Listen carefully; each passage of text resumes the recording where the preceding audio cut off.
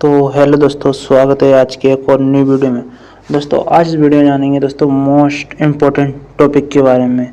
दोस्तों ये topic theory में आती है दोस्तों, इलेक्ट्रिशियन थ्योरी में। दोस्तों आज इस वीडियो में जानेंगे दोस्तों करंट के बारे में, करंट क्या है, वोल्टेज के बारे में जानेंगे और रेजिस्टेंस के बारे में जानेंगे। दोस्तों ये सब क्या है दोस्तों, ये आइडिया इलेक्ट्रिशियन ट्रेड की सबसे बेसिक टॉपिक है दोस्तों। ये हर वर्ष कंपटीशन में पूछे जाते हैं। तो चलिए दोस्तों शुरू करते हैं आज का जो सवाल है दोस्तों। तो जो पहला सवाल है दोस्तों, करंट क्या है दोस्तों। करंट की परिभाषा यहाँ पर दिखाई दे रही है। तार के अंदर इलेक्ट्रॉनों की दर को बहना विद्युत धारा कहते हैं दोस्तों। आपने देखा हो दोस्तों, ये तार होता है, उसके अंदर जो है इलेक्ट्रॉनों की दर को बहती है उसे विद्युत धारा कहते हैं। इसका प्रतीक है, प्रतीक को सिंबल भी बोलते हैं। इसका प्रतीक होता है वो आई होता है। इसके एक एसआई इकाई होती है दोस्तों, वो होती है एम्पियर। इसे ऐसे भी लिख सकते हैं दोस्तों। और मापने का यंत्र होता है, इसे दोस्तों एमीटर कहते हैं। इसे एमीटर से मापते हैं दोस्तों। जैसे कि उदाहरण के रूप में जानेंगे दोस्तों, जैसे पानी पाइप में बहता है वैसे ही तार इलेक्ट्रॉनों में बहता है। ये उदाहरण बहुत काफ़ी है दोस्तों आपके लिए। और दूसरा है दोस्तों वोल्टेज क्या है दोस्तों, इसकी परिभाषा समझेंगे दोस्तों। इन सभी की परिभाषाएं जरूर याद कर लीजिए दोस्तों, ये हाई कंपटीशन में पूछे जाते हैं। तो इलेक्ट्रॉनों को भेजने को जो दाब लगता है दोस्तों उसे वोल्टेज कहते हैं दोस्तों। इलेक्ट्रॉनों को भेजने के लिए जो दाब लगता है दोस्तों उसे वोल्टेज कहते हैं। इसका एक प्रतीक होता है, इसे बी से प्रदर्शित करते हैं दोस्तों। और इसकी ऐसा इकाई वो दोस्तों वोल्ट होती है। और मापने के लिए इसका यंत्र वोल्ट मीटर का इसे वोल्ट मीटर से मापा जाता है दोस्तों। जैसे कि उदाहरण जानेंगे दोस्तों, पानी की टंकी जितनी ऊंची होगी पानी का दाब उतना ही अधिक होगा दोस्तों। यही दाब बिजली में वोल्टेज में होता है दोस्तों। यदि आप जो पानी की टंकी उतने ही ऊपर रखोगे जितने ही पानी का दबाव नीचे की तरफ आएगा दोस्तों। और क्वेश्चन नंबर 3 है दोस्तों, रेजिस्टेंस क्या है दोस्तों।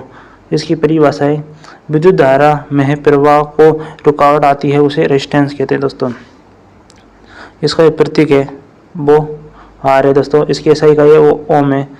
मापने के लिए आमीटर या वोल्टमीटर का इसका उपयोग किया जाता है दोस्तों। इसका उदाहरण समझेंगे, जैसे कि पतली पाइप में कम पानी बहता है क्योंकि रुकावट अधिक आती है दोस्तों। तो रुकावट बिजली में रेजिस्टेंस है दोस्तों, इसलिए वो रुकावट आती है दोस्तों। आसान ट्रिक है दोस्तों याद करने के लिए, करंट बहना, वोल्टेज दबाव, रेजिस्टेंस, रुकावट। दोस्तों ट्रिक याद कर लीजिए दोस्तों, याद रखने का सूत्र है दोस्तों ये। और ये ओम का नियम भी रहता है दोस्तों। इसे ओम का नियम बोलते हैं, बी बराबर आई इंटू आर। और दूसरा दोस्तों आई बराबर बी भाग आर बराबर बी भाग आई। इसके दोस्तों महत्वपूर्ण तथ्य हैं दोस्तों जो कि आपके लिए बहुत मोस्ट इम्पोर्टेंट है दोस्तों, याद रखें। भारत में घरेलू सप्लाई दोस्तों, अपने घरों में सप्लाई आती है, वो लाइट आती है, वो 220 से 240 वोल्टेज आती है दोस्तों। 240 वोल्टेज से ज़्यादा नहीं आती है दोस्तों। और घरेलू जो आती है दोस्तों वो फ्रीक्वेंसी वो अपने या ये पूरे घरों में या पूरे ऑल इंडिया में 50 हर्ट्ज आती है दोस्तों, इससे ज़्यादा नहीं आती है। और दोस्तों इन तीनों की ऐसा इकाई है दोस्तों, या इकाई है दोस्तों, करंट की इकाई एम्पियर है दोस्तों, वोल्टेज की इकाई वोल्ट है, रेजिस्टेंस की इकाई ओम है दोस्तों।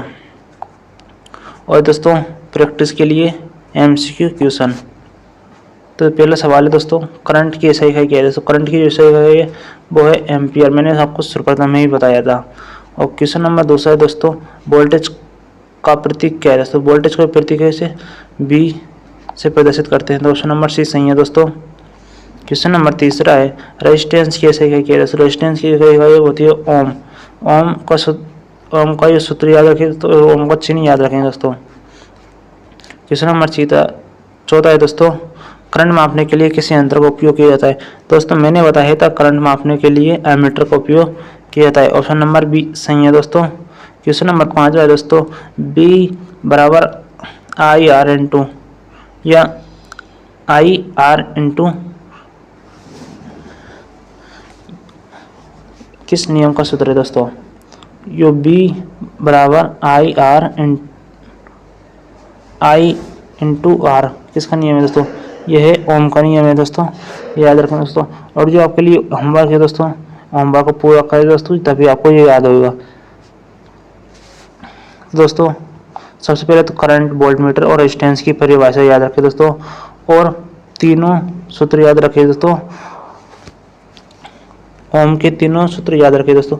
ऊपर दिए गए एमसीक्यू क्वेश्चनों को बना देखें, हल करने की कोशिश करें दोस्तों।